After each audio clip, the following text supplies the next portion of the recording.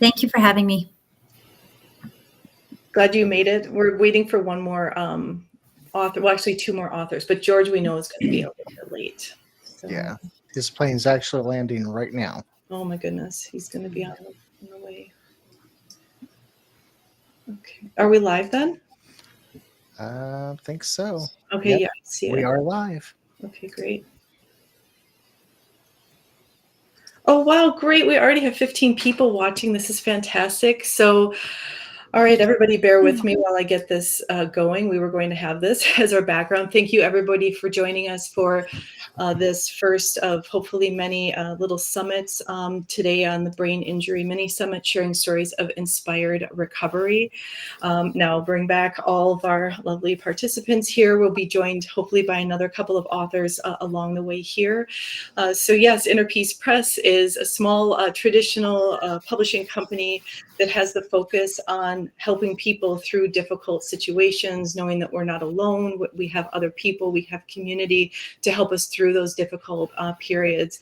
I was very happy to have one of my first books published be Anessa's book, and she is one of our traumatic brain injury people, and through her, we've been able to raise a lot of awareness and capture other people. So that this is she was a wonderful start to what is now continuing and becoming greater than I ever knew that it would be. One of the beautiful things about Inner Peace Press is the creation that happens when we're making books, and that is part of this symposium too, or this summit, is the creation of what is possible and bringing awareness to difficult topics, things that people don't really want to talk about. So I don't want to say a whole lot more about that, just in terms of like, this is about advocacy. It's about spreading awareness, about giving people tools to get through these difficult periods. So what we'll do is we'll just go through everybody, all of our panelists who are here now, and we'll introduce each one. If each one of you could tell us a little bit about yourself and a little bit about your book or your work accordingly, and then we'll open it up to viewer questions. And a special thank you to Rob Baugh for doing the technical back end work to make this system happen tonight so that we could reach as many participants as possible. So with that, I'm going to turn it over to Rob to get us started. All right. Thank you, Heather. My name is Rob Ball. Some of you know me from our podcast, Life Rewired. I started the podcast because of my brain injury, and I've had my brain injury now almost 5 years. And that's what prompted me to start the podcast, to write a book with Heather. I wanted to share my story of how I got my brain injury, which was a freak accident. I hit my head on a screen door, had a 3-inch laceration, and that, the rest of all the cognitive stuff that comes with it afterwards. So after all that started, I said, I've got to do something. I don't want to make this why me. I want to make this, how can I use what's happened to me to help others to get through their journey so they don't have to keep reinventing the wheel. And then thanks to Heather, she helped me build a website where you can purchase my book, Life Rewired, but you can also go in there and find resources for other authors that has written books about brain injury. You can find things like links to the Brain Injury Association of America. Anything that I have found that's helpful for me, I have put on that website under the list of resources. So it's like a one-stop shop. If you have a brain injury, you can go there and find just about anything that's helpful for you. So I'll throw it back to you, Heather. All right. Well, great. Thank you, Rob, very much. Anessa, would you like to go next? Sure. Hi, everyone. My name is Anessa Arehart, and I live in Harrodsburg, Kentucky, on a farm. And I acquired a double brain injury from 2 car accidents back to back. Neither one were my fault. But anyway, I ended up in the course of 53 days, my entire life changed. I went from running my own business to not being able to spell my own name in the course of 53 days. And so my book is called Finding Everyday Magic, and I was in really bad shape. The only thing that made me feel better was taking walks through the woods. And so I did it because I had a headache for 4 years straight. And what I ended up stumbling upon was a very beautiful, passive way of healing, a very gentle way of healing. I thought I was just healing my spirit, but it ended up actually healing through phototherapy and mindfulness in nature. Healed a lot of vestibular issues that I had from my TBI, as well as memory issues, both short-term and spatial and general. Just self-awareness of knowing where I was in the world. And at the same time, it gave me a lot of hope. And so I didn't discover anything new healing through nature, but I wanted to share the way I did it, because it was very simple and passive. And I know that people tend to feel very overwhelmed with brain injuries. And this is something you can do even if you can just sit still. So I wanted to share it. Maybe it'll help somebody. And it's fun to do too. So thank you for hosting this. Absolutely. I'm so glad you could be here. So, all right. Next up, we have Amber. If you're here, she's coming in and out. So maybe we'll go ahead and go to Lisa next. If you're ready, Lisa. Hi. My brain injury is quite different from the other authors in the fact that I didn't have any accident or like anything hitting my head. I have a long history of depression, and one of the things that the doctor used to treat the depression was shock treatments. It's called ECT, electroconvulsive therapy. And what they do is they put you under anesthesia, and they put electricity through your brain, causing you to have a grand mal seizure. And you're asleep, so you don't experience anything. Originally, we were told we would only get short-term, I would only get short-term memory loss, that it would come back with time. That never happened. I had over 100 treatments, and even my immediate memory is very affected, unfortunately, with all of the other things that come with concussions and traumatic brain injuries. But what I found was when I got back into running, I found a running group, and I grew up a runner. When I got back into running, the symptoms, the cognitive symptoms that I had from the brain injury actually lessened. And the depression actually got much better too, to the point that it's probably been since 6 years since I've been in the hospital. And what happened a number of times was I would be somewhere and get disoriented and not know where I was. And it was a scary experience. And I ended up getting a service dog, and he helps me get back either to my car or to my home. Usually it's the car, and he can do it from a mile away to 20 feet away.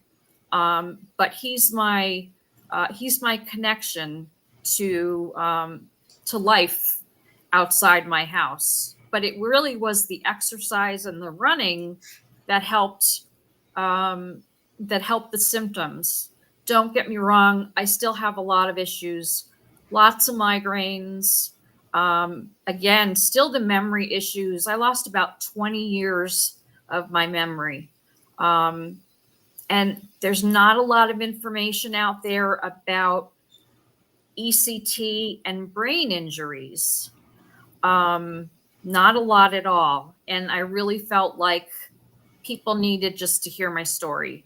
So people have been contacting me actually after my book was published, to say it was like they were reading their own story.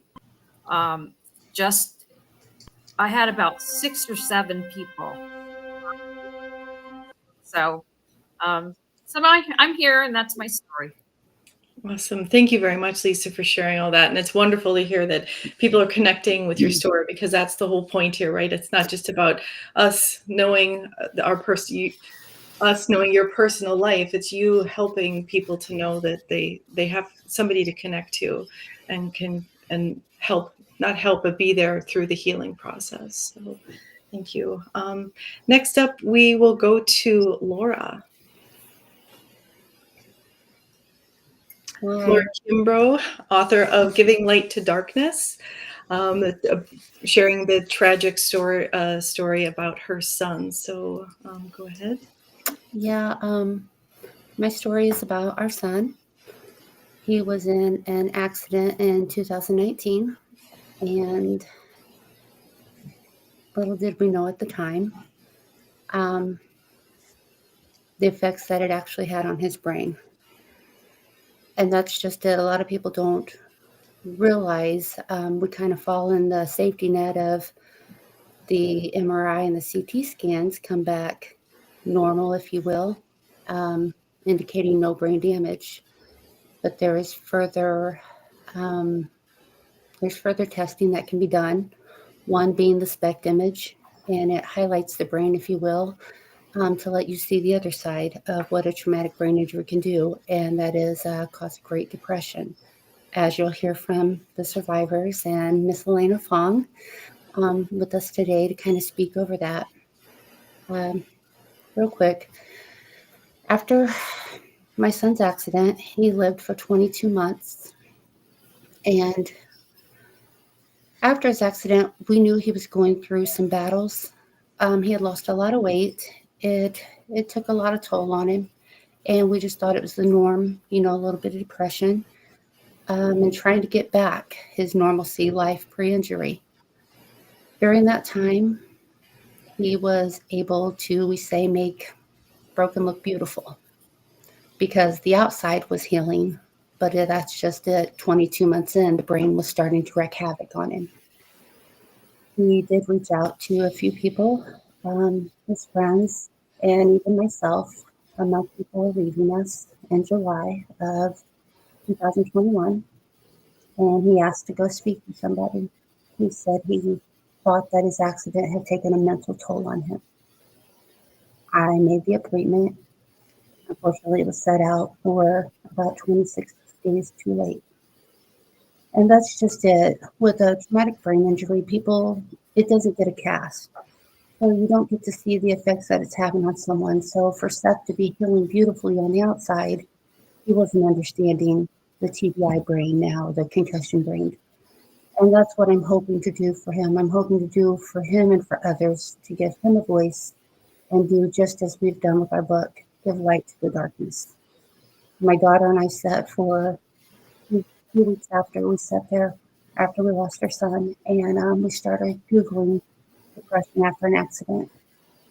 And that's where I'm so thankful for people like Alina Fong and for people like yourselves that have chosen to speak out and let us know what this means. One of the first people that I came across was Anessa.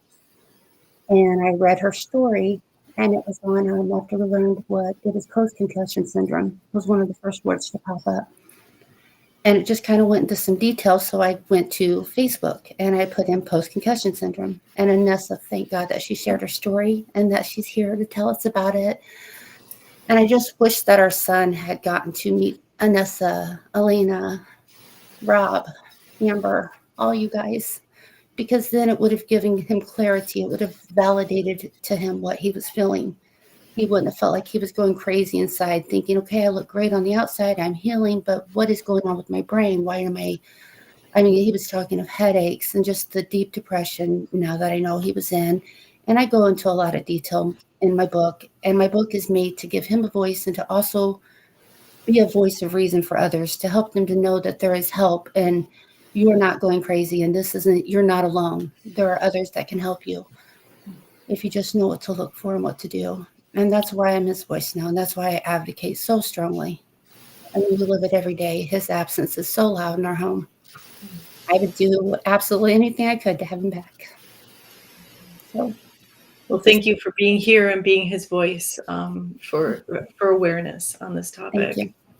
And also thank you for bringing Dr. Fong to this panel. We're very much looking forward to her. I'm going to just bring a segue here while I change all the things here. Dr. Fong is a clinical neuropsychologist who has been specializing in traumatic brain injury for 20 years. She owns and runs several clinics in Utah, specializing in advanced neuroimaging and utilizing that imaging to develop individualized treatment plans for patients focused on healing. And she was somebody who, when Laura reached out back in several years ago, Dr. Fong was right there to lend her support. And so with that, thank you for being here, and please let us know how you help people. Thank you so much, Heather.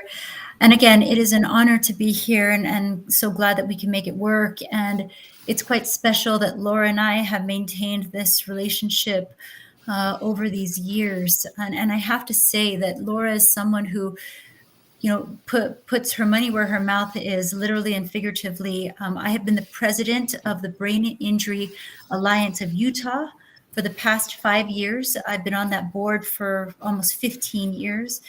And Laura actually raised money and sent it to the Brain Injury Alliance of Utah to help people get services and to get help here. And thank you so much, Laura. That has not gone forgotten as well.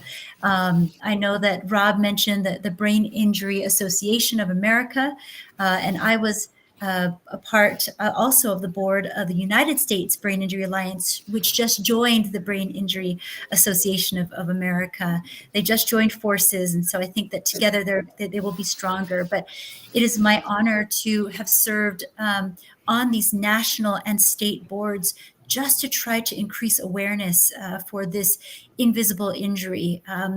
Just to give you some background on myself, I actually completed my residency at the VA hospital in Salt Lake City right during the Iraq and Afghanistan wars. And for those of you that are familiar with those wars, the signature injury of those wars were actually concussions. And it's because all of our military technology, all of our protective gear had advanced to the point where these soldiers were surviving a lot of these attacks and a lot of these explosions. But it doesn't matter how good your gear is if your brain is rattling inside your skull dozens and dozens of times from IED blasts, RPG blasts when you're out in the theater, that can cause these concussions. And so those wars really highlighted how devastating these brain injuries are, especially when these soldiers were coming home looking so beautiful and looking so normal, you know. And so it's just been my life mission to make these invisible injuries visible. And the way I do that is through a specialized advanced neuroimaging technique called functional MRI. So my emphasis is using fMRI, which is a regular MRI machine. But instead of just taking regular images, which usually turn out normal, like Laura was saying, we actually have patients undergo cognitive tests while they're in the MRI machine. So we're measuring the brain as it's thinking, as it's remembering things, as it's focusing and trying to pay attention, as it's problem solving, as it's multitasking. And I can actually see how the brain is utilizing energy inefficiently. And I can see what parts of the brain are maybe working harder and overcompensating for some areas that maybe were dormant or knocked out because of inflammation. And we can see those inefficiencies. And once I can see that on this functional MRI, then I can tailor their treatment. And so patients come from all over the world to my little clinic here in Provo, Utah, and they undergo a very intensive 2-week program. And we have a number of medical doctors, MDs, PhDs like myself, and a full neurotrauma rehab team here to cater to these patients. So that's what I do. I've been doing CFX for 15 years, but working as a neuropsychologist for about 20 years now, and just grateful for the opportunity to see more and more patients just like yourselves. Wow. Well, Fantastic. Thank you so much for being here and lending that insight. I immediately have so many questions for you, but this isn't about me. It's about all of our attendees. And again, thank you everybody who's here joining us for this presentation. Somebody might need to mute their microphone.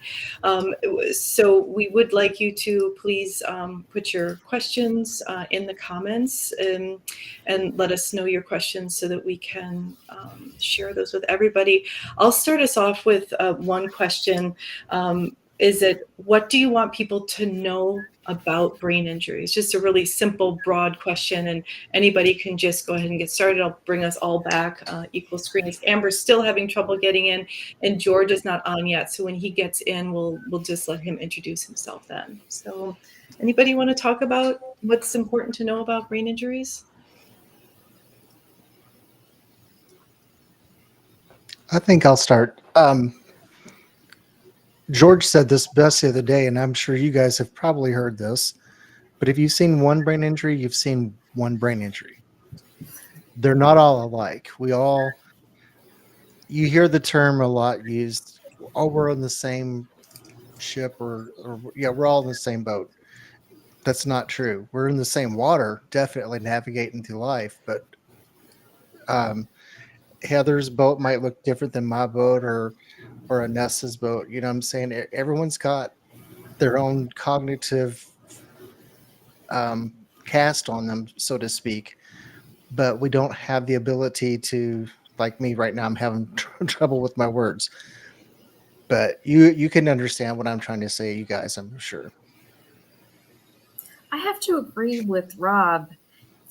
For us, it's been especially difficult because I had such a psychiatric history. And so we were really seriously dealing with the depression, and used what we thought was a safe and effective means of treating the depression. And what we found out was that there's no help out there for ECT survivors because many doctors do not consider it a brain injury. But there's thousands of us out there who have similar symptoms as everybody here. And we don't fall into any particular category. It's not a stroke. It's not dementia.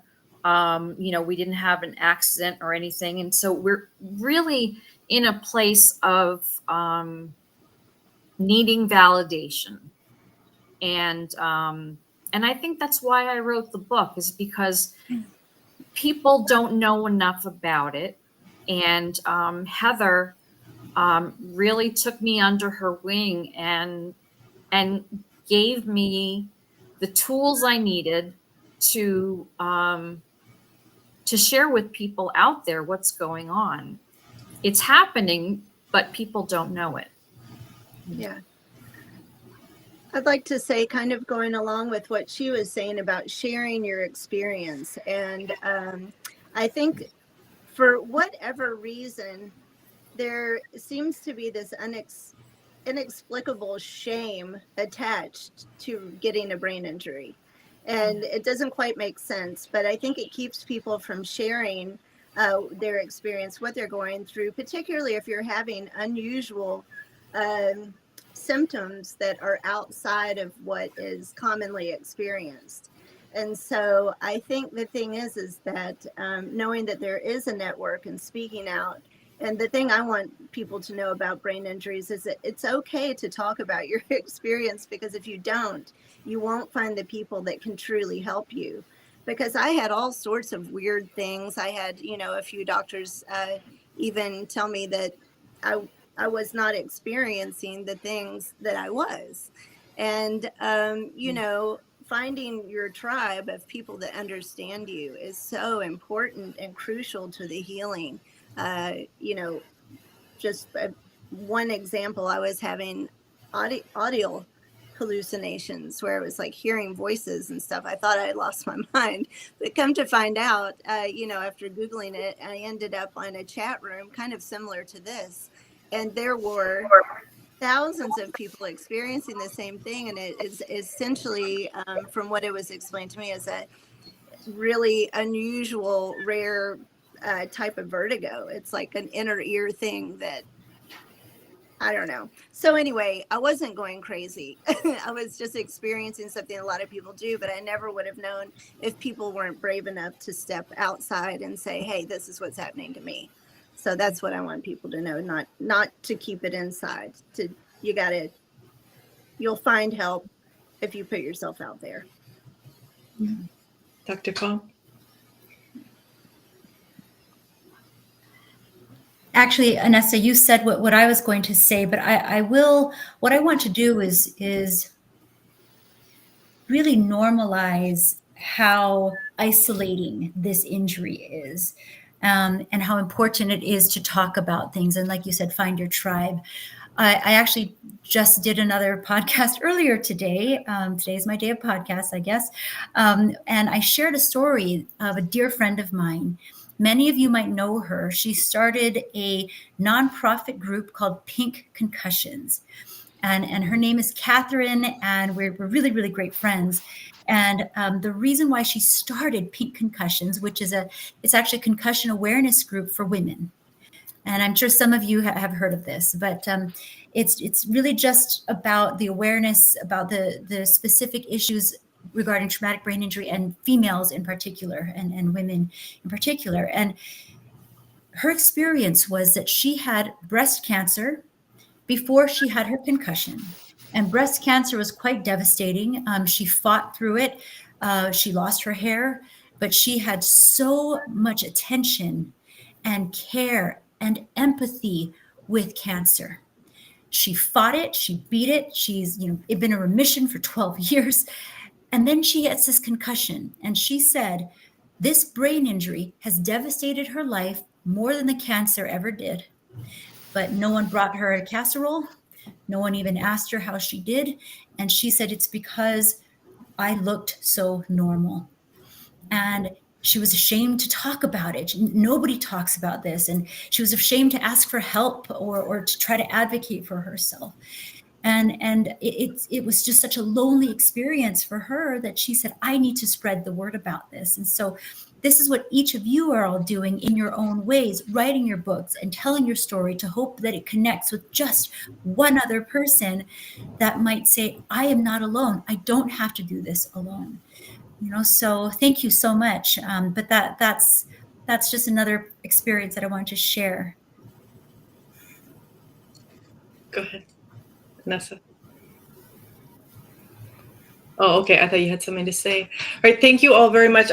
We have quite a number of comments and questions from our audience. So let's go ahead and dive into those. The first one here is, we have myself again, TBI journey, just never judge a book by its cover, turn the damaged pages to see the greatness. So that got us started off. We got a number of people here. Thank you again for joining us here today. The next one up is, what about an MRI DTI? What is that? Can you help us understand that? I'm guessing that's for me, right? Okay. A DTI is called diffusion tensor imaging, and it is another form of advanced MRI imaging. It's done in the same MRI machine that fMRI is done in, and even regular MRI, but it's a different sequence.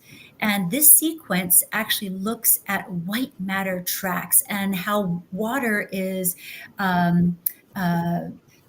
metabolized along these white matter tracks. And so if you look up DTI images, they're quite beautiful. It looks like artwork, but we can see how healthy these white matter or these communication tracks flow inside the brain.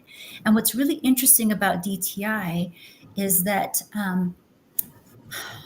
DTI can beautifully show damage that regular MRI does not show. Now, these show what we call structural changes. And so we can show if there's been disruption in these communication and these white matter tracks. But, unfortunately, it's hard to get. Not every not every hospital offers it, and it's it's not something that's easily attainable. But what I love is these advanced neuroimaging techniques can actually show problems even with when regular structural MRI looks normal. And the problem is so many of these doctors, I just want to, kind of shake them, not to give them a concussion, but kind of, just wake them up and say, just because the MRI doesn't show anything doesn't mean anything about the patient. It just means that the MRI isn't sensitive enough to pick up on what these patients are experiencing. So stop the gaslighting, stop the blaming it all on just psychiatric conditions or things like that. But DTI is just a beautiful tool that is really used a lot in research, but I think it's really going to make more of its way into the clinical realm. Great. And then there's a follow-up sort of question to that in terms of the ability to do that test with audio sensitivity. So how can a functional MRI or MRI DTI be done if the loud noises, loud sounds trigger seizures, as well as cognitive overload from the verbal testing during the functional MRI? These are great questions from someone who's done some research into this. So the truth is, fMRI, like other tests, like even regular MRI, has their limitations because the MRI machine is very loud, and it, unfortunately, just being in the MRI machine itself can trigger some symptoms. So what we try to do is, we really try to get the best earplugs we can, and then we try to cushion the ears and really try to dampen that noise as much as we possibly can. It's not always possible, right? Some people travel all this way to do a functional MRI, and about 1% to 2% of patients can't do it. They physically can't do it, and there's nothing we can do about that. But we try very hard to get them through. Now, the next part of this about the cognitive overload, you're absolutely right, because when you're in there, you're basically doing a neuropsychological cognitive task in an MRI machine. Sometimes we have to schedule twice as much time for someone to go through the test and do it slowly and take their time with it. And we can accommodate that. But these are things that we do need to consider. And this is not a perfect test. Great. Thanks. Any of your other experts here want to field that question? Most of these questions are for Dr. Fong specific. Let's just see. Any tips for helping with short-term memory issues? Can one regain memory after TBI? Anessa, go ahead. Yes, you can. And I didn't believe it. I really, truly believed that. And I was not only did I believe it briefly, but I was actually told, this is just as good as it's going to get. And maybe, get used to it, and, but no, I, at one point, like I said, couldn't remember how to write my name. I couldn't remember anything. Like, my working memory was absolutely shot, and was absolutely terrifying. I am 10 years out from my injury, and my memory is not as good as it used to be, but I can function now without being in a constant state of panic, of just like, where am I and what am I doing and who just said, I couldn't. It was so hard and so exhausting just doing like the simplest basic things when you're short-term memory. And I understand, unfortunately, somewhat as to like Laura talks about what Seth went through. Like, there are all these things that you cannot even put into words what you're experiencing. But yes, your memory can heal, and there are tools you can use and strategies you can use. Create your own tools to kind of cope with that. But after being told it wouldn't get better, I was pretty much hell-bent on proving that it could. And I did it. And it's been a decade and I'm still improving. But yes, your memory can improve. I think the main thing is to finally switch that little switch and believe that it can. And if you believe that it can, then I think you go the extra mile to do the things you can to create, foster a healing environment in your brain and in your physical environment, the things and the people around you. Yeah. Anyone else? To Alina, if I can you explain to them, like I've read, but I'm sure you can put it in better terms, of what happens to the brain and why the depression happens, and how it's a different depression than we may feel that haven't had a traumatic brain injury? Okay, sure, I can answer that. What we understand as neuroscientists is that when there is a traumatic brain injury, and I want to also address, I believe her name is Lisa. She wrote Shocked. I don't see. Yeah, she bumped off. Oh, Yes. shoot. Okay, I was hoping to address Well, her. hopefully she'll be back, but go ahead, please. Okay. It doesn't matter how you get your brain injury, whether it is, a slip and fall, a hit to the head, a stroke, neurotoxicity, carbon monoxide poisoning, mold toxicity, or even ECT. I wanted her on here because I've surprisingly treated about a dozen patients with ECT as the brain injury, because what's happening is that there is a neuroinflammatory response. Oh, I want to throw in COVID as well. So long haul COVID, encephalitis, meningitis. Okay. But there is this neuroinflammatory response that happens inside of your brain. And when we think of inflammation, we think of swelling. Okay. So imagine that, you have a coup or a contra coup injury, or you have a stroke or something that causes your brain to be injured, and there's swelling. And swelling is your body's natural immunoresponse to something that happens, not just in your brain, but anywhere in your body. And what can happen is that when there is this swelling, your brain has to reroute around areas that are now swollen. And so think about how before an injury, your brain was developing normally on a super highway and you're just living life, okay? All of a sudden, you have this brain injury through no fault of your own, and now this freeway is shut down because that area is now swollen. So now your brain has to then say, well, okay, how do I get from point A to point B when the freeway's down and there's all this swelling, all this construction? Well, you have to reroute. And sometimes you have to go through frontage roads or side streets or through neighborhoods to get from point A to point B. So instead of, an efficient straight line, your brain is having to do a very circuitous route to get to point B. The frustrating thing about this is that you can get from point A to point B, and that's why people look at you and say, you're fine. Why are you worried about this? But what they don't see is what that cost you, the price that you now pay to get from point A to point B, right?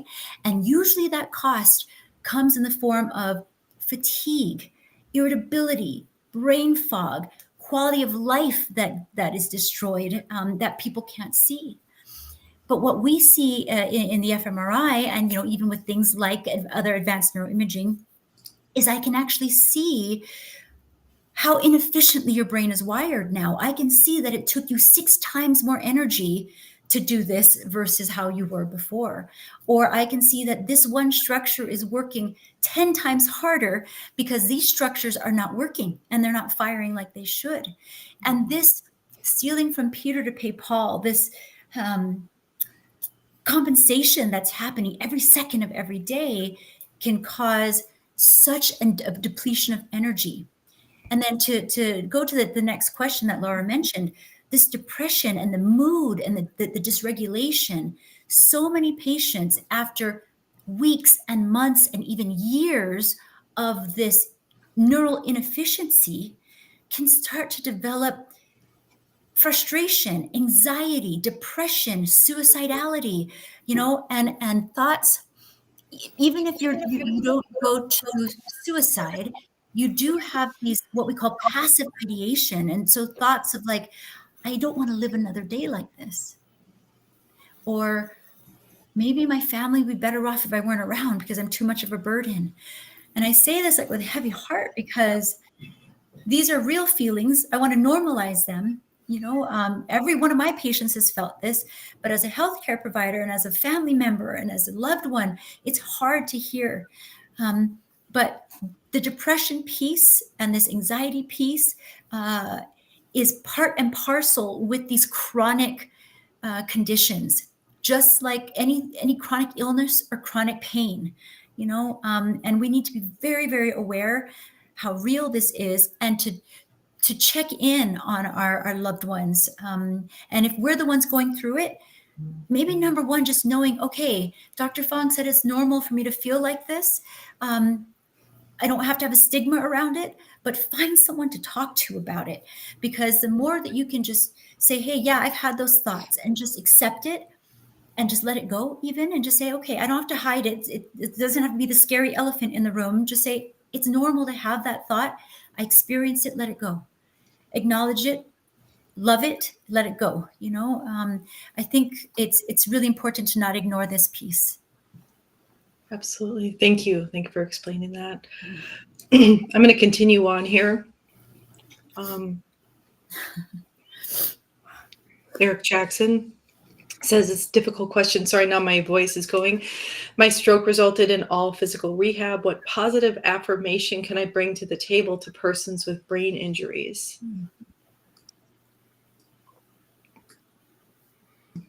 Anyone? I mean, Anessa, you had 77 basically positive affirmations that you made through your daily affirmation cards. Yeah. Most of mine, as far as, that's what I was going to say. I do have a deck of daily affirmations, which is kind of, but I didn't want to, pitch my products. But the idea is that I ended up getting my affirmations from taking these walks in nature. So whenever I was outside, I live in the country and somebody's shooting a shotgun outside. I have no idea who. I don't know if you all can hear that. Sorry. Anyway, the affirmations that I found that were not memes on a computer. I had a hard time looking at a computer or anything like that. At screen time, you should definitely be limited. But I found mine sitting in nature, and the affirmations that I found were, just like sitting on a stump outside. If you go outside and get very quiet, because as we're talking about being so overwhelmed by sound and light and noise and everything like that, if you can get somewhere quiet where it's gentle. The affirmations came to me from just looking around. There's all these symbolic or metaphoric type little occurrences that are happening all around you about rebirth and resilience and like digging deep, and the light always comes back, these sort of things. So I would say that's how I found my daily affirmations, not necessarily through a book or anything like that, but mine were through photography. And so I ended up, the messages that I was picking up on my walks or on my little time spent sitting on a stump crying and cussing out in the nature, praying why. These are the messages that came to me, and I put them on top of my photography. And so I tried to actually put together some affirmations that I thought would help people with brain injuries, but beyond that, even with any sort of trauma. So I don't know if that's... I'll share one of them here. It says, here's the card. And it says, each day is a new opportunity to get it right. Hang in there. Yeah. So and all of the photos were taken on my walks. So anybody else want to come in on affirmations? I wish I could remember what it was in my book. Someone watching could probably tell me the page number and the line it's on. So I'll paraphrase it because I can't remember what I wrote. But Dawn Corbelli reached out to me. She's another author friend of mine, amazing woman. And she got to that point in my book and she said, this spoke so much to me. And Dawn, I'm not going to be able to put it into the words that you put it in, but basically I said something to the effect of the future is only as bright as you allow it to be, or something to that effect. But it's really true. I mean, I gave a talk today at work and it was amazing, the support that I got and the people that immediately afterwards, my instant messenger was blowing up with all these comments. But like I said, your outlook after a brain injury is completely different than it was beforehand. I don't have a filter, which is a blessing and a curse, but I also don't worry about dumb stuff anymore. I don't care about politics. I probably should, but I don't. And what it boils down to, and what I told them at work today, is I've yet to find one person on their deathbed that said, "Man, I wish I worried more. Man, I wish I kept the house cleaner." Find what makes you happy and just do it. Don't give a flip if it makes people upset, mad, angry. You have got to find your purpose. Well put, Rob. Very nice. Let's shift topics here a little bit. We have here Max 1 times 1x7. He's joining from Brisbane, Australia. Thanks for sharing your stories. Any tips for cognitive fatigue? I think you all have experienced it. Okay, Lisa, you want to go ahead? I'm only recently learning about cognitive fatigue because I only recently connected what was happening with me with a brain injury. I was finally reading up on brain injuries and learning that I had the exact same symptoms. And I started going to speech therapy, which as a medical social worker, I thought they worked with dysphagia, with people swallowing and people talking. But she also does a lot of brain work with me. And something that I've learned is to do things in small bits of time. If you're going to, clean the kitchen, set an alarm for 20 minutes. When the alarm is done, you take so much time to rest. And then you go through and you go through and do that again. Unfortunately, I fall into the same pattern every time. I get a little bit of the OCD in there, and I think that I'm on a roll. So I'm going to keep cleaning. And it comes back and hits me the next day, the next couple of days. I wake up with migraines, and I need to just rest my brain. So doing it in little steps seems to have helped me. Good. Nice advice. Yeah. Complete side note, but she was talking about OCD. I don't know if anybody else has experienced this, but I actually had a lot of OCD type rituals pre-brain injury, and then after my brain injury, I forgot all my rituals, and I don't really have OCD anymore. Because I forgot all my things, all my little, I don't know. I have a friend that's a neuropsychologist, and she said she wants to do a little interview with me about it. So it's one way of curing OCD. I don't think I'd recommend it, but it's very effective. So, yeah.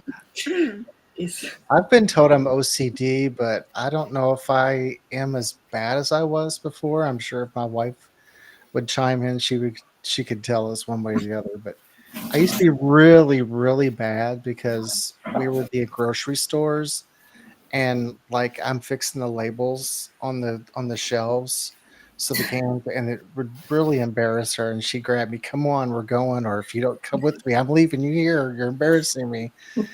But I don't do that as much in the stores because my goal when I get in the stores, I want to get back out of the store because the anxiety, I just want out of there. Can I just add one more maybe tip to how to beat cognitive, or not beat it, but how to maybe improve it? I love Lisa's advice to kind of take things in small chunks. But one of the things that we do in my clinic is we've pioneered a technique called PAR, which is called prepare, activate, and rest or recover.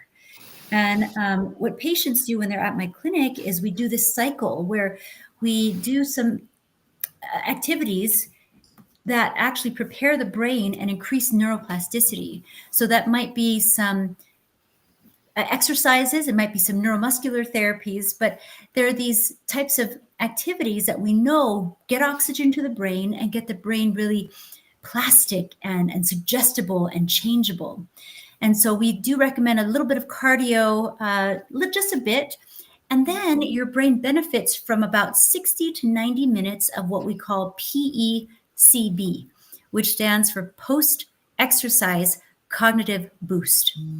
So there's about 60 to 90 minutes where your brain is just very changeable and very primed and open for work. So we would suggest to some of our patients, do some exercises in the morning, get out, get your heart pumping, go into nature like Anessa does, and then know that you have about 60 to 90 minutes to do the hard things that you have to do. And then after that time, you have to close up that cycle with a rest. And, some rest is more therapeutic than others. We don't want you just doom scrolling on your phone or something like that, but there are ways to kind of become more centered and get the noise in your brain to quiet down and close that loop. And then you do that several times a day. And so that should help with some of the cognitive fatigue. But part of the reason why you're having a lot of cognitive fatigue is because your brain is not efficiently using that energy like it was before. Your brain is having to use so much more than it did before in order to fire. And so you will be exhausted. And so, until we can get your brain back to being more efficient again, you may just have to moderate those symptoms by making sure you're resting appropriately. Very good. I couldn't agree more with that. Yeah, that's exactly. Whenever I'm having a particularly difficult day, if I can get outside and take a walk, I always find back when I come back, my brain seems to be a little bit more, or my thoughts seem a little gentler, a little easier to manage, and I can actually effectively usually get at least something done. So yeah, it's usually, that's funny you would say that so specifically as to how I do it. If I have something to do, I'm like, oh, I have a busy day, I'll go take a walk, which seems very counterproductive, but it's actually, no, I know when I come back, my brain will work better. So yeah, I love hearing you say that. Well, there's science behind it. So your intuition is backed by science. Yeah. Yeah. Great. Well, I would also just interject here that working with Lisa these last few months or a year, or however long it's been, is that what I have found significant with her is her ability to just say, hold on a second, my brain's not quite clicking here. And being able to admit that is huge. And it's not a bad thing. It's a good thing, being able to recognize it and see what your limitation is and just say enough, because then I don't get frustrated because I'm not trying to get through to her when she's, she's going through a difficult moment. So I want to also, that for me, that's part of the advocacy, is tell people what you're going through, because we can be there for you. Like with Rob, he doesn't say 30, he says 30, and I'm doing my best to adapt to that because that's the way his brain works. And so how can we be there for each other? Well, please let us know how we can be there for you. So that's just an aside. I think something that I said in my book was, you are your own best advocate. Mm-hmm. If people don't know and you don't tell them, then you're not going to be able to connect on the same level. But sometimes I tell people, my brain limit is maybe an hour, 2 hours max. And then I'm done. It just shuts off. And I probably just have to go back to bed. So I'll give you a limited period of time, but after that, you're on your own. Mm-hmm. Yeah, you do have to advocate for yourself, because if you don't, and they don't know what your limits are, you really can't hold them you can't be mad at them because you haven't let them know what your limitations are. Yeah. Now, what is frustrating though is when you do tell people, hey, I can only do one thing at a time, and they're throwing 7 things at you, and you have to continuously remind them. That gets very frustrating, and that makes you feel so, whatever the word is I'm trying to find. I have a little bit of aphasia going on. I'm sorry. But you know what I'm talking about. Mhm. And that's also something that you put in your book, right, Rob? That you have a little card that says, I don't do this thing the way you might think that it is. And so you can Yeah. carry your own card of whatever it is. So, yes. But again, why should you have to advocate? Because we should be sympathetic. But on the other hand, that's what it's all about, right? Communication, opening up that ability for other people to know and grow. So, Right. I'm going to bring up a difficult one here. So I'm scrolling through here. This is another one from Scott. He's asking Laura, after losing Seth, how did you and your family handle the loss, knowing the doctors and psychologists weren't there?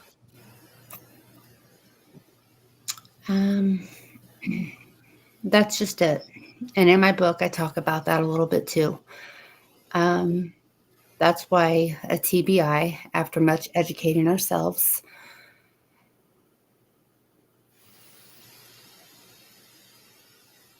it's the you look fine. And so if you look fine and people are expecting you to seem fine and you don't have the cast on the outside, it's your brain. So for Seth, he didn't know how to explain he wasn't fine because he's seeing his weight get back. He's looking fine. He's saying I'm fine, but on the inside and to the people that are closest to him, he's talking, he's saying, but I'm not feeling fine. The doctors and things after we lost Seth, of course, I'm like, okay, well, and we started discovering more things on our own. I began to, why weren't we told A, B, or C? And, we sat down with his doctor and we had a very long conversation. And this was my thing. We have to open the doors to your patient's mind. Like we said, we have to acknowledge it. We have to let them know, like, if you feel a depression after an accident, if you feel this, when you go home, send them these papers, like, this may be how you feel now. But remember, this is part of your brain injury. Just because you look good on the outside, don't question it. If you're feeling not you, we can get you back to that. So I don't feel like Seth's doctors meant him harm. If you've seen my son and you see in the books, he looked beautiful. He looked like he was healing right after the accident. He lost a lot of weight. His face was wired shut. He had broken his jaws in 3 spots. He had missing teeth. So he really had a long row to go, and he was doing it. And then when he could work out and got the clearance from the doctors, he and one of his doctors, they'd fist bump every time they saw each other. And he'd say, Seth, my man. And, that's just it. Seth's hearing the encouragement. He's striving. He's even giving encouragement himself. So we're, like I said, several months in. And as Dr. Alina has spoken, it can take up to a year. And after our survivors are speaking, it can take up to years before you even realize, like, something is going wrong. I look good, but my brain's telling me something different. A month before Seth left us, he came to me and he stood in my room, and he had been on the internet for a long time. He was doing some testing. He had a job that he was starting, and that's the brain to shut down. But without knowing that our brain needed to take a pause, he wasn't pausing. He's just trying to get better. And he came in my room. His sister's getting married, and he and his fiance had come over they were going to go dress shopping. And Seth walked in my room, and he just looks at me, and I said, what's wrong, Seth? And he started crying, and he says, Mom, I don't know. And I just grabbed him and hugged him. And now looking back, I do know what was wrong with him. And that's hard for men, because when he heard the girls coming down, he just kind of wiped his tears away. And, he's getting back himself. It's a happy day. My sister's going to get her dress, So in his head and heart, he was questioning his own, what's wrong with me? He's never had that problem. He he didn't know how to address it. So his answer would be, how are you doing? Well, I'm doing good. Look at me, But we know with him just speaking a little bit here and there, he wasn't doing great. And so it's education. And that's why I'm here. And that's why we do what we do. We speak out. We help people to understand what traumatic brain injury is. We help you to know you're not alone. We do everything we can. So that way you feel comfortable to talk, meeting Anessa and talking with her and Heather and then Alina, and we call it the Golden Threads because there's this community now. We're building this village. And one of my favorite things that I'm going to continue to say is, Seth, you're moving mountains heaven side, because you are. I never thought I'd be here sitting with all of you in a podcast, but I pray that our giving light helps someone to stay if they're in that place. If they, they've had something go on, speak out, education, normalize what TBI depression is, help people to know. Thank you for sharing that. Mm-hmm. Go ahead, Anessa. Well, I was just going to say, when you were hugging Seth and you said, what's wrong? And he said, I don't know. Like, that just goes straight to my heart because that's how I lived for several years. I couldn't explain. It's like everything was scrambled, and my reactions, my emotions, and my responses were so horrible sometimes. Like the sad and the happy and the angry were all just didn't make sense, and I still, I saw an ex-husband of mine at a bagel shop, ran into him one day, and he told me he had cancer, and I laughed. And, this is the thing. I care about him. That's not funny. It was a horrible thing, and I don't know why I did it. And I still am trying to apologize to him. I only see him every few years, but it's so hard to explain that all those normal reactions to saying like, hey mom, I'm sad, or I'm overcome with joy for my sister getting married or something like that. It just, how you want to feel, but it's all just so screwy. And It's like what Alina said, you're just mapping all kind of different directions. yeah, and it's all over the place. So eventually you get to where you're going from point A to point B, but it's just so difficult in the moment. So, I think just the fact that you gave him a hug is all he really needed. You did the right thing because there's really no way to help somebody figure that out. Just time and space, I think. But anyway, giving him the hug was the best thing. Yeah. So, Dr. Fong, why do you think that doctors don't know this long-term impact of different brain injuries? That is, Is it just that it's so diverse and everybody's so different that there's no way to say that it's this one way? But don't we know that at least that we don't know what's going to happen? It's not just that it's all going to eventually calm down. if I knew the answer to that, Heather, I'd be on a beach somewhere, It's been the pain of my existence because I feel like so much of my job, when I first meet patients or they're doing a consultation with me to see if they want to come to me, I find that 90% of my job is to validate them when they never have had validation before. And I don't know why it's so hard for these doctors who, I know they went into this for the right reason. We do not go to all this schooling to not help people, right? But I just think if you knew how far a tender word could go, or even a phrase saying, I don't know the answer to this. I'm sorry. That is better than you're fine. Everything's going to be fine. Take this medication. I feel like there's so much misunderstanding with how much harm you as a doctor can do by just not listening, by just being able to just sit there and listen and say, I'm really sorry you're going through that. And I'm sorry I don't have an answer for you. That would be so much better than some of the things that, doctors have told my patients. I think part of it is this almost maybe this fear that they should know everything. And if they don't have an answer, maybe it's not their fault because they've seen everything. So it's got to be another explanation. For some, honestly, it's that they just don't know. They're just buried in what they're doing. And you kind of get these blinders on. In fact, there was a study that came out about 6 years ago. And it was a study that said that after a doctor has been in practice for 10 years, and 10 years was a magic number, they weren't open to really anything else. It's almost like 10 years was the amount of time that a doctor was in practice where they feel like they've seen everything. And so if they didn't see everything in that 10 years, then, they weren't as open to newer possibilities. So I vowed when I heard that, I was like, oh, I don't want to be that doctor. I always want to be the doctor that's constantly learning, especially in neuroscience.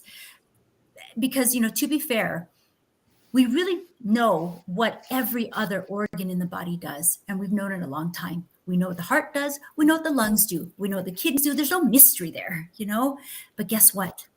The brain, we still have really no idea what's going on in the brain. Let's be honest, The fact that neuroplasticity is something that we've only been starting to talk about in the last 15 years, I was trained in grad school. If someone has a brain injury, they only have a year. After a year, if they don't get better, then we have to just teach them how to live with their disabilities. That's literally what I was taught, and it felt wrong. And now in practice, I'm like, this is crazy because I treat patients that are decades out of their injury and they can still improve, So I just think I saw a note here from Danielle Ellert. Our healthcare system needs a major overhaul. I do not disagree with that. Okay. I think that we need to have so much more understanding, especially neuroscience, because neuroscience changes day to day, minute by minute. And so if you're not up to date with the research, you're not up to date with neuroscience. I had a very upsetting consultation with a neurologist, a very good neurologist in this area and well known. And we went in, it was about a 10-minute appointment. And basically this neurologist said to me, he said, I don't treat ECT patients. Go back to your psychiatrist. And talk about no validation. The psychiatrist was the one who made me this way. And so I just hit a brick wall, and just a little bit of concern from him may have made me feel a little bit better, or just a suggestion, or why don't you try this, or this other place, probably has more information for you. But it was a brick wall. And going back to my psychiatrist truly was the last thing that I wanted to do. So it's a tough thing for people that have had ECT, because we're turned away a lot. And I know that I see that even with the traumatic brain injuries. It's, again, people don't understand it, and they just assume that because we look fine, that there's nothing wrong with us, and that's just not the way it is. Can I add one more thing too? I want to maybe help educate everyone that's listening that. Some of my close friends are neurologists. Like I said, I've been practicing here in Utah for 20 years, and it's not that big of a state. We know everybody, right? Especially in our field. And some of the best doctors I know are neurologists, but they will admit and they will tell me, I didn't get trained in concussion. I didn't get trained, in long COVID or ECT, issues after numerous ECT treatments. They get trained on how to medicate migraines, on how to medicate, seizures. They get, they have specific, the medical model is trained to medicate. If they cannot medicate it, it's not as simple for them. It's not their fault, but the good ones will admit, I send them to you, or I send them to over here because this is not what I deal with. the younger neurologists are coming out with more training in this field. However, again, the neurologists are not really the ones that are tied to the therapists that will help you, like the occupational therapist or the cognitive therapist or the physical therapist or the vision therapist or the vestibular therapists.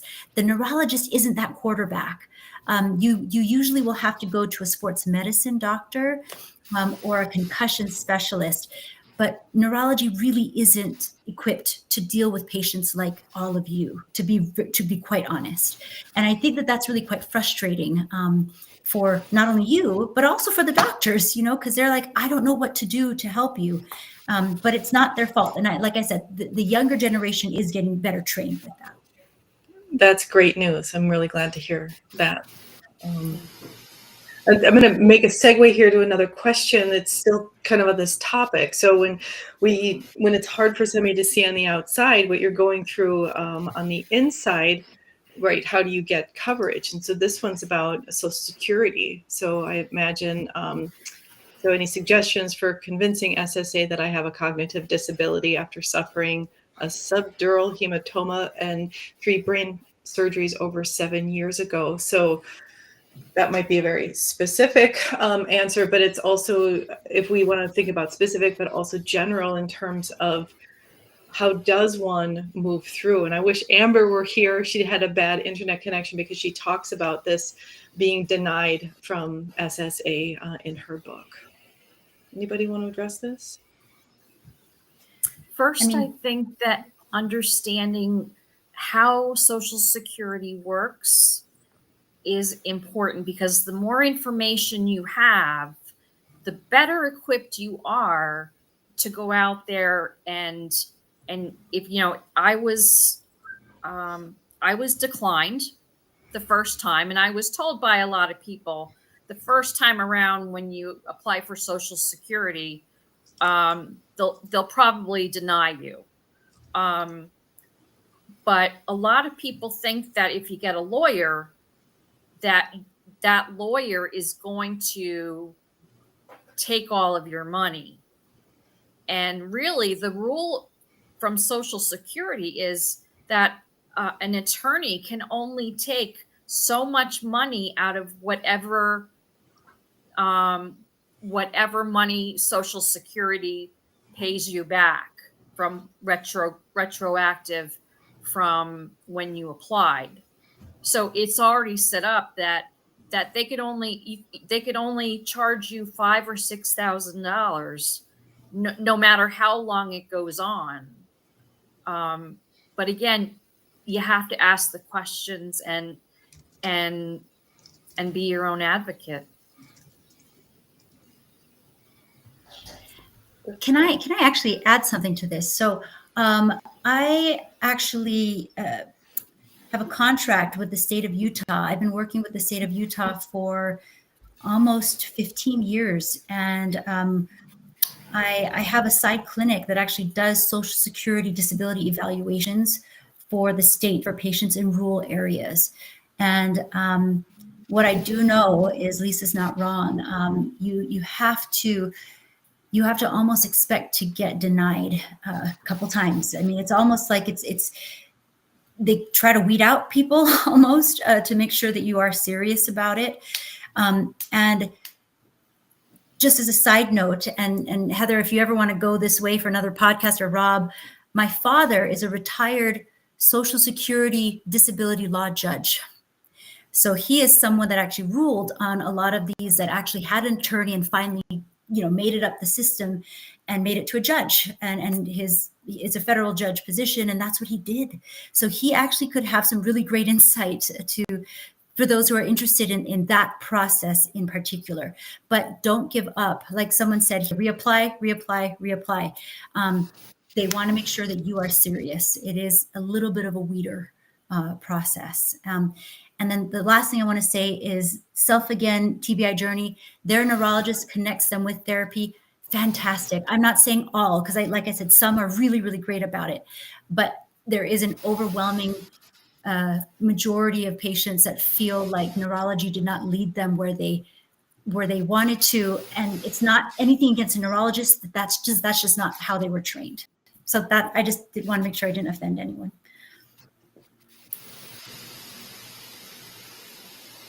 Sorry, I'll throw in a couple more comments here. Viewers, I loved hearing from Eric Jackson. I loved hearing all of your stories and info. Thank you for the summit. And Mary Ellen said she left already, but thank you. Your work is helping so many others to heal at the same time. Please continue to care for yourself too. Self-care is not selfish. Great presentation. And then there is an older question here from Scott Tribble. He says, any tips on how to pull yourself out of a cognitive loop? Anybody want to take this first? Anessa? Meditation, yoga and meditation are that's my answer. Because I actually, I don't know exactly what he means by his cognitive loop, but I would get these cyclical thoughts. And sometimes, like for the first 2 years, this is going to sound crazy, but I had the Lawrence Welk theme song playing in my mind on a nonstop loop for, I swear to God, 2 years straight. Like anytime my brain got quiet, it would start going, good night, farewell. You know, for a long time, I couldn't even say those words. I was scared of that song because it would click into this loop and I don't understand it. The other one was Rockin' Robin. Anyway, it lasted forever until I was taking a yoga class and we did these exercises talking about thoughts, intrusive thoughts. And she did not realize, I think it was a yoga festival. She didn't realize that I was having these cyclical cognitive loop thing going on. But it was this exercise of when those thoughts are cycling, to picture them as clouds and then blow them away, try to dissipate them. It pops into your head and you go. So a lot of times people will see me, I'm literally going and I'm actually blowing my cognitive like loop away. And it may sound completely hokey, but to whoever asked that question, you know, nothing's too hokey if it works. So that's my suggestion, to picture these intrusive thoughts that cycle as a cloud and try to blow it away and dissipate it. And if nothing, maybe it'll just change the channel of your brain a little bit. Worth a shot. Anyone else? Oh, Rob, you're muted. I got you. Thank you for having my back. It's getting late, right? Yeah. For me, the trick is to get rest. And I know that, I mean, gosh, how much can you sleep? But you just have to rest your mind. And that's the key for me. If I don't, and it gets late like this and my mind is completely gone, my words start getting slower. Sometimes they don't come out as words. And that's when my wife will say, you need to go lay down. You've had enough. And I'm going to stop talking and put it back to you. Okay. All right. Dr. Fong, it looks like you have something else to share on that. No, not at all. I think that those are great suggestions. Absolutely. Okay, I just want to be cognizant of the time. We're kind of coming close. I want to make sure that all of our panelists have a little bit more time to say anything else. Maybe we could just do a couple of these general questions for you, Dr. Fong, about, is your program covered by insurance? So I have a few clinics. One of them is covered by insurance. It's called Neural Effects. It's right next door to my other clinic. And, you know, we've had patients fly from out of state even to come in, and we accept a lot of insurances there. But the imaging itself is not covered by insurance. A lot of all the therapies are, because they're just regular therapies, but the scan itself is not covered by insurance. Got you. Thank you. And then there was another one. Can anything be done for those who can't get an MRI because of an ICD? So that was for me as well. So an ICD, just so you're aware, an ICD device is an implantable cardio diverter defibrillator, I believe. So it's a heart device, and some older models actually are not MRI compatible. But a lot of the newer models are. Just depend on what device you have. Okay, thank you. And one more for you, Dr. Fong. Sure. When is too much HBOT enough? I underwent 270 sessions. I awoke from a coma of 6 months after 3 treatments. Oh, sorry, Michael. Wow. I hope you're still on, Michael. Wow, you've won the award for the most amount of HBOT of any patient I've ever, or anyone that I've ever worked with. For those of you who don't know, hyperbaric oxygen therapy, so HBOT, so it's hyperbaric oxygen treatment. Patients go through what we call these dives, where oxygen is just basically forced into cells intracellularly with these dives. For some patients, they love it and they feel the benefits very, very quickly and very immediately. And I would say, there's nothing wrong with that type of treatment. I don't know if you're responsive to it. I don't know if you ever have to stop. I mean, at some point you might feel like a plateau. You might want to take a bit of a break, and then you might want to start. But what I love about hyperbaric for some patients, let me qualify that. Patients experience a huge improvement or a significant improvement with hyperbaric oxygen therapy. About 85% felt nothing. So the ones that it really helped with, they loved it, and I would encourage them to continue to do it. For the 85% that didn't, they felt it immediately, and they're like, it's not, not something that I want to do.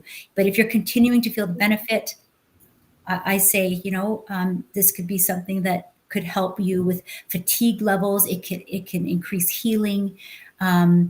It could help you get more restful sleep.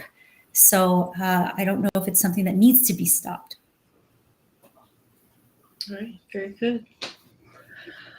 But for those of you who are, sorry, one second. But for those of you who are interested in trying it, you really, if you haven't felt something after maybe 3 treatments or so, the likelihood of you feeling improvement significantly decreases after that. That's very helpful. Thank you. All right, there's still some small comments, Rob. Maybe we can try to address those on the YouTube channel, so we can reply, make sure everybody gets replied there. I do want to make sure that each of our panelists here has a chance to say one last thought, a minute or two. If anything that comes to mind, if that's too much, you're obviously welcome to pass. Anybody want to get us started off here? I'll start. Okay. First of all, I want to thank Dr. Fong for being here tonight. And I welcome you. If you want to go through any of the comments after the fact and answer anybody, you're more than welcome to.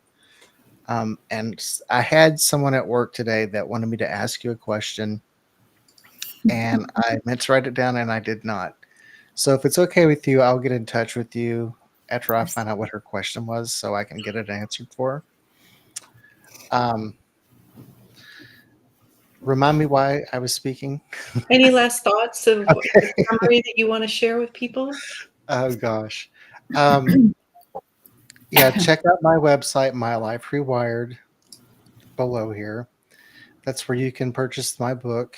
And you can also find all those resources that I was talking about earlier. And if it's okay with you, Dr. Fong, I would like to add cognitive effects on there as well for people to find. I'd be honored. Thank you so much, Rob. Thank you. Okay, that's all I got. All right, great. Next.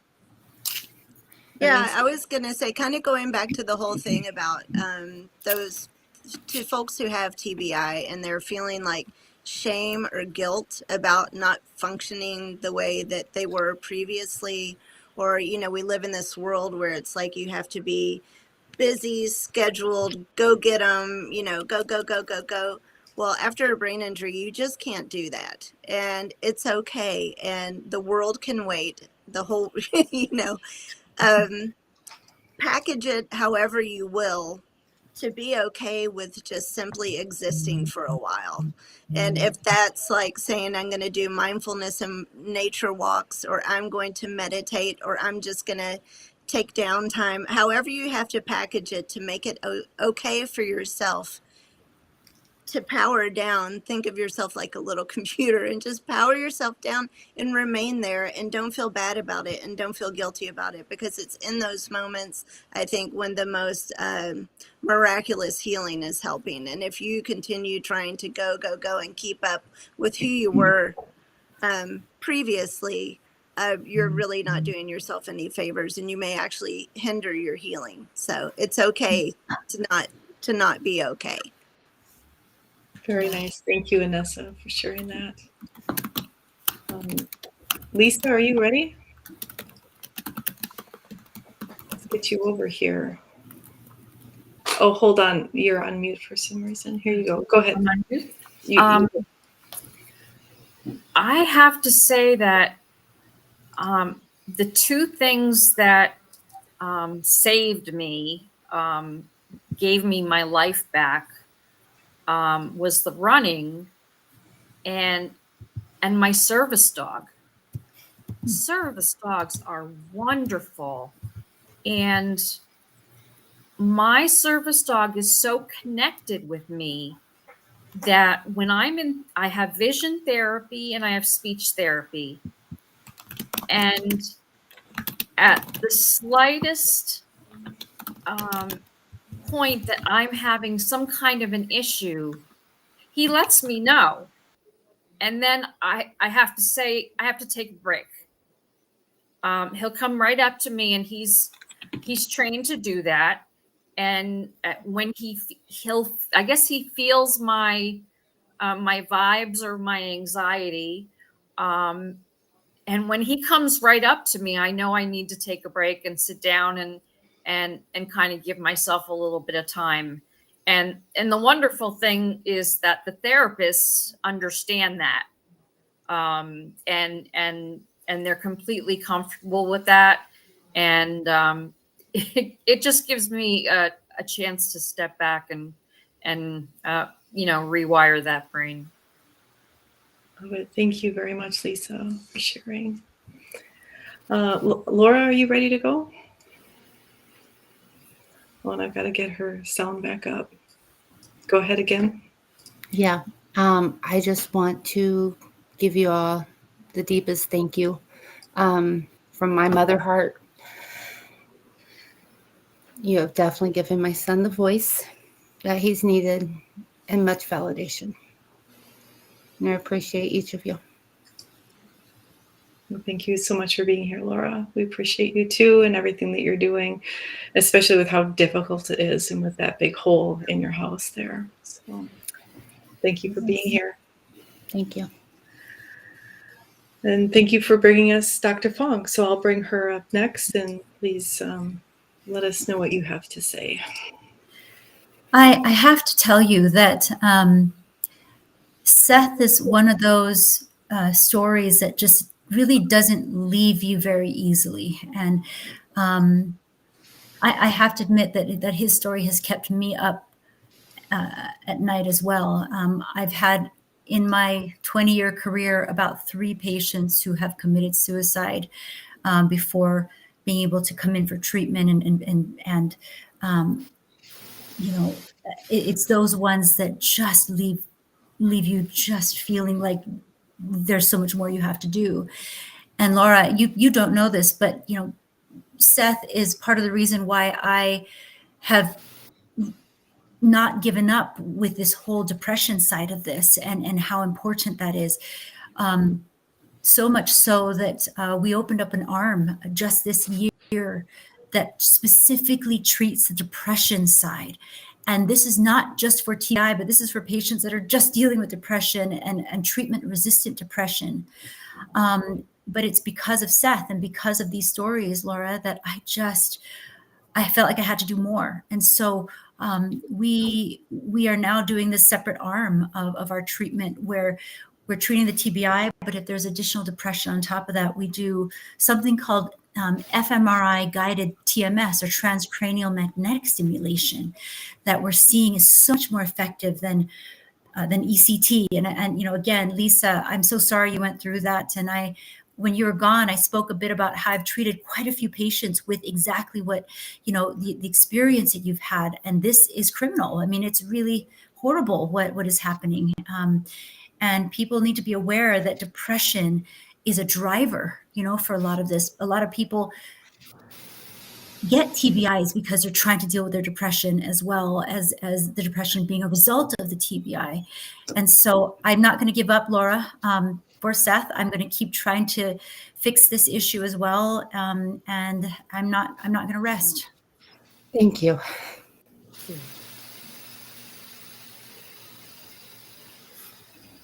I think that's what it's going to take, right? Us coming together and being there for each other and understanding and giving space, and again, being there and giving the hug, right? When you can, and listening. And we can't make it go away, but we can be there for the experience, to be sure. So, wow, it's all a lot. I'm just so pleased that we were all able to come together in this evening, that we've had a nice steady stream of viewers attending and giving us some really wonderful questions for us to ponder upon. I would say, Rob, probably this is not going to be the only summit we do for brain injury awareness. And again, thank you to all the panelists for being here. Thank you to all the viewers for staying here and bringing your questions. And a special thank you to Dr. Fong, unexpected guest, but who's brought a lot of understanding and awareness and that other side to the piece. So, and yes, Scott, moms do rule. And self, again, the journey, yes, moms rule. So for sure. So. And yeah, just thank you all for sharing your stories, both the panelists and this chat here. So we can't show everything, but again, if we have a ticker here somewhere you'll be able to rewatch this mini summit of it should have said on Life Rewired, the Brain Injury Podcast, which is on the YouTube channel. Some of you are streaming from there already, but that's where it will be housed long-term. Short-term, it will be on a few of our Facebook pages, and that could be shared for, I think it's up to 30 days. So, and if you do have any questions, you can email Rob at myliferewired.com, or of course me, Heather Felty. I'm the publisher of Inner Peace Press. I probably didn't introduce myself in the beginning. And if you have any questions about Inner Peace Press, please check it out. Oh yes, and there are even more good books, not only on brain injury awareness, at innerpeacepress.com. So again, thank you all very much for being here, and be well. And like Mary Ellen says, take good care of yourselves. So, Thank you for Thank you, hosting. guys. Thank you. Thank you, Heather. Yes, Thank thank you, Ms. you. Alina and Baugh.